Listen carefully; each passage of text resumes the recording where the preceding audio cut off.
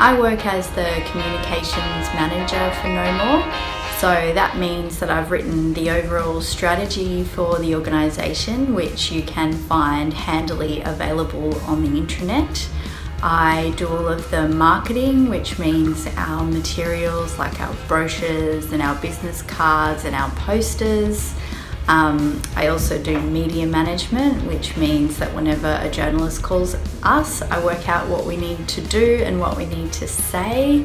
I've also done a bit of work as part of our strategy on what our organisation's voice is, which means working out what kind of things we want to say to represent ourselves.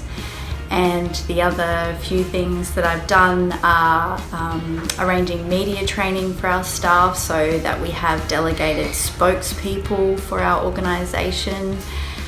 And finally, I do events. This year and last year, we organised a screening of a fantastic documentary called Ghost Hunter, which is the story of a survivor called Jason. And these events give us the opportunity to share the work that we do through storytelling. So that's my job.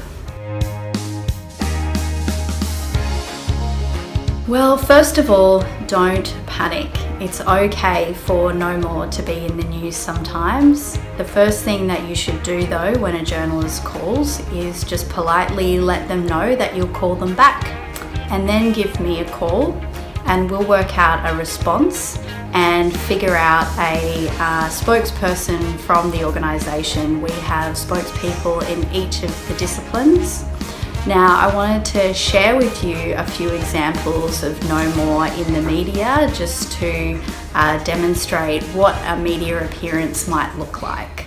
It's Anna Swain from the legal service knowmore. What did you make of the reasons given for this sentence? Look, I think that this really paves the way for other survivors to feel that they can now come forward, speak up confidently and be believed. What I would say is that this is incredibly distressing for survivors of child abuse to hear these incidences and the stories and the coverage.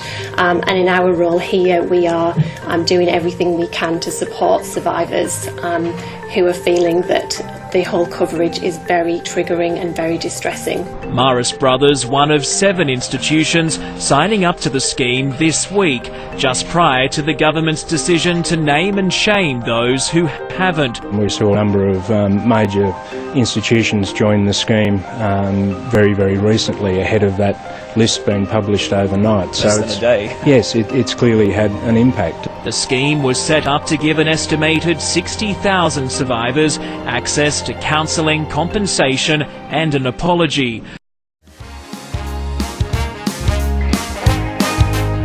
Well, give me a call because we now have a whole lot of templates for these items. So we have templates for a poster, a brochure.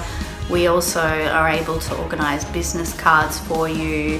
We also have a great website where I can post things if you have any ideas for articles or pieces of information that you would like to put up there. We also have the opportunity to share our message through video and through podcast.